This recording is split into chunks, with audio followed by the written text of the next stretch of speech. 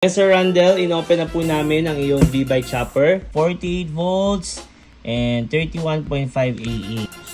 So, ayan, binaliktad namin si chopper. Napakakinis. And to confirm, it is 1,500 watts. Ayun. And ito naman ang ating Mavi 4-wheel fold. Ayan, color blue kay Sir Romeo. Bound to PITX. Ayan, actually, Bulacan to. Ayan, so, testing natin highlight. Ayan. Ayun. Ayan, tapos na namin i-assemble mga palikoy. Kaya excited na kami i-on. Tara na! Woohoo! Ganda! Hi Ma'am Evelyn, ito yung dalawang order nyo. This is the color blue and the color red. Yan, ilalabas natin yan para matry. Ito yung mga upuan. Yung red item nyo ma'am, ayan. Headlight. Okay, go. Ayun. Sir Lev. Ayan, so para doon sa parents niya. Bulok.